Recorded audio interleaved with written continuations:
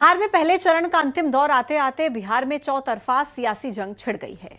आपको कुछ बयान भी सुनाते हैं जो बताते हैं कि बिहार के सियासी पारे में कितनी आग लगी हुई है।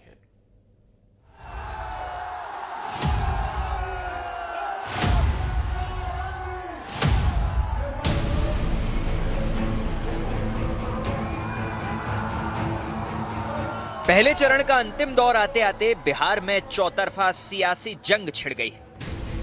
ये बयान सुनते जाइए और बिहार के सियासी तापमान का अंदाजा लगाइए।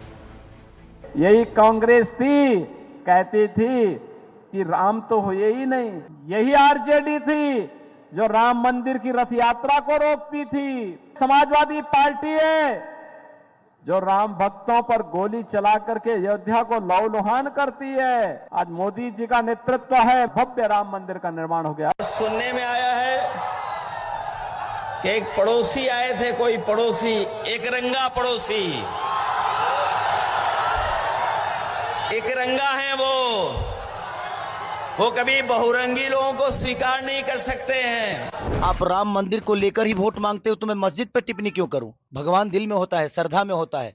मंदिर में सिर्फ एक मूर्ति होती है। राम मंदिर बनाना जरूरी है, बट क्या अस्पताल बनाना जरूरी नहीं है? रोजी रोजगार के लिए ट्रम्प को वोट करने जाएंगे हम? 500 साल जिस मंदिर के लिए हिंदू लड़ते रहे, अपने जान की बाजी लगाए, कुर्बानी दिए, और कोर्ट के आदेश आने के बाद जब वहां भव्य राम मंदिर बना है तो आप बकवास करते हैं कि वहां मंदिर के जगह हॉस्पिटल बनना चाहिए। तो ऐसे आदमी को यदमुल्ला ही कहा जा सकता है, अब ये यादव नहीं हो सकता है। पहले मुगलों ने, फिर अंग्रेजों ने, फिर कांग्रेसियों ने, बाद में लालू ने राम मंदिर को रोक कर रखा। मोदी जी ने राम मंदिर का भूमि पूजन भी किया और 24 में प्राण प्रतिष्ठा कर जय श्री राम कर दिया।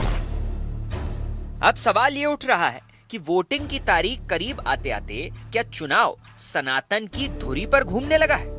इस बीच ओवैसी और तेजस्वी के बीच दाढ़ी टोपी वाला संग्राम छिड़ गया है। असदुद्दीन ओवैसी का भी मैं सवाल कर दूं, क्योंकि जब आप कह रहे हैं कि सेक्युलर फोर्सेस साथ हों, तो वो उन्होंने तो सबसे कहा बार बार कि हमने तो बहुत खत लिखे, हमने कहा कि वो हमको ले लें। एक्सट्रीमिस्ट की कोई जगह नहीं है। आप उनको एक्सट्रीमिस्ट कह रहे हैं ऑन द रेकॉर्ड? हाँ, एक्सट्रीमिस्ट की कोई जगह नहीं। तेजस्वी ने कहा कि ओवैसी एक्सट्रीमिस्ट है, चरमपंथी है। हम तेजस्वी को बोलेंगे, बाबू एक्सट्रीमिस्ट को तुम जरा अंग्रेजी में लिख के बता दो। अगर आंख से देखोगे तो आंख निकाल लेंगे, उंगली दिखाओगे तो उंगली काट देंगे, जुबान संभाल करके नहीं बोलोगे तो जुबान काट देंगे तेजस्वी तुम्हारा। उधर असम के मुख्यमंत्री हिमंता बिस्वा शर्मा बिहार पहुंचे तो राहुल गांधी को हार की गारंटी बताने लगे। जहां भी राहुल आते हैं हारना तैयार हो जाता है। Rahul is a symbol of bad luck. इस बीच जेडीयू के बड़े नेता और केंद्रीय मंत्री अपने एक भाषण को लेकर विवादों में घिर गए। आरजेडी का आरोप है कि वो गरीबों को वोटिंग से रोकने की तैयारी कर रहे हैं। नेता तो चुनाव के दिन उनका घर से निकले मत ही हो, उनका घर में बात करती थी। आप बहुत अगर हाथ जोड़ तो कही हो कि तू चला हमने के साथ अपन वोट गिरावा और आके घर में। इस बयान पर एफआईआर दर्ज हो गई है, लेकिन जेडीयू का कहना है कि बयान को काट छांट कर दिखाया गया है। लेकिन बिहार में एक रंग भाई वर्सेस भाई की सियासत का भी है। अगर तेजस्वी को चाहते हो कि तेजस्वी मुख्यमंत्री बने, बिहार में महागठबंधन की सरकार बने, तो पार्टी से बड़ा और कुछ नहीं होता। पार्टी है तभी सब है। तो करने दीजिए, अभी बच्चा है वो। चुनाव बाद उसको झुनझुना पकड़ाएंगे। हमारे क्षेत्र में हो गए तो हम भी उनके क्षेत्र चले गए, राघोपुर।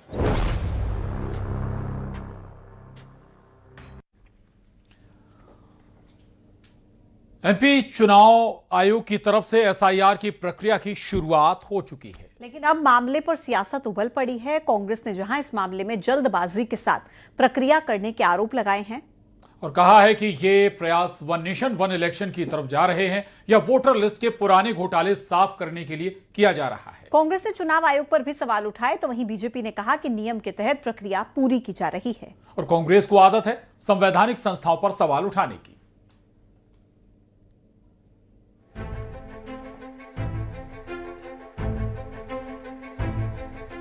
एमपी समेत 12 राज्यों में आज से एसआईआर की शुरुआत हो गई है, जिसके तहत सर्वे के लिए घर घर चुनाव आयोग की टीम पहुंच रही है।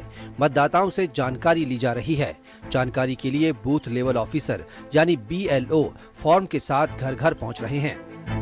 मध्य प्रदेश सहित 12 राज्यों में आज से जो है वो एसआईआर की प्रक्रिया शुरू हो गई। अब देख सकते हैं तस्वीरों में कि तमाम जो अधिकारी हैं, BLOs हैं, वो अब लोगों के घरों में पहुंचने लगे और घर घर जाकर वो बता रहे हैं कि किस तरीके से कौन कौन से दस्तावेज आने वाले समय में आपको लगेंगे। 2023 की जो सूची है उसके आधार पर जो है वो यहाँ पर अपडेट किया जा रहा है मतदाता सूची।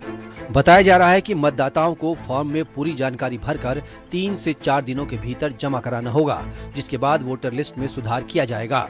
वहीं नए मतदाताओं के नाम अलग से जोड़े जाएंगे।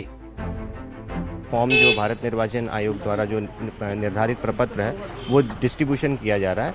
उसमें उनको ये बताया जा रहा है कि जो है रंगीन कलर की फ़ोटो और उस वाइट बैकग्राउंड के साथ लगाए और एक डॉक्यूमेंट जो उसमें लिस्ट बनी है उसमें से जो है एक डॉक्यूमेंट जो है उस फॉर्म के साथ में संलग्न करके दे। अभी केवल डिस्ट्रीब्यूशन चल रहा है, फिर इसके बाद जो है जब क्योंकि क्या है उनको डॉक्यूमेंट लाने में भी समय लगेगा, तो इसके बाद कलेक्शन हम लगभग 1 वीक के बाद में कलेक्शन शुरू करेंगे। एसआईआर को लेकर एमपी में सियासत गर्मा गई है। कांग्रेस ने एसआईआर की प्रक्रिया पर निशाना साधा है। कांग्रेस का आरोप है कि आधी अधूरी तैयारी के साथ ये सब किया जा रहा है। उधर बीजेपी ने पलटवार करते हुए कहा कि निर्वाचन आयोग की तैयारी पूरी है, कांग्रेस की कोई तैयारी नहीं है। मतदाता फॉर्म जिसमें फोटो लगे हैं, यदि मेरे घर में 3 वोटर हैं तो मुझे 3 फॉर्म फोटो लगे हुए वो प्रोवाइड कराएगा BLO।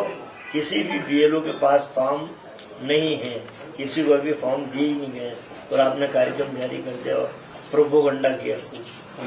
देखिए, मूल रूप से कांग्रेस की हमेशा से सोच संविधान विरोधी रही है। संविधान का आर्टिकल 324 कंप्लीटली एम्पावर्ड करता है देश के चुनाव आयोग को कि वो एसआईआर समय समय पर कहें। मतदाता सूचियों का शुद्धिकरण एक संवैधानिक प्रक्रिया है जिसको चुनाव आयोग इसलिए करता है कि एक पारदर्शी और निष्पक्ष प्रणाली के माध्यम से चुनाव संपन्न कराया जा सके। लेकिन कांग्रेस जब से चुनाव हारने लगी है तब से ना उसे इस देश के लोकतंत्र में विश्वास है, ना इस देश की संवैधानिक संस्थाओं में विश्वास है। क्या भारतीय जनता पार्टी इसके पीछे का एजेंडा क्या है? ऐसा तो नहीं कि 12 राज्यों में आप अचानक करा रहे हो तो वन नेशन वन इलेक्शन की तरफ जाना चाहते हो, ये तो नहीं पीछे। फिलहाल एसआईआर के तहत चुनाव आयोग की ओर से मतदाताओं का सत्यापन किया जा रहा है।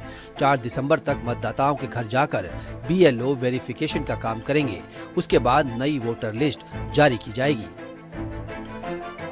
भोपाल से शैलेंद्र भदौरिया, न्यूज़ 18।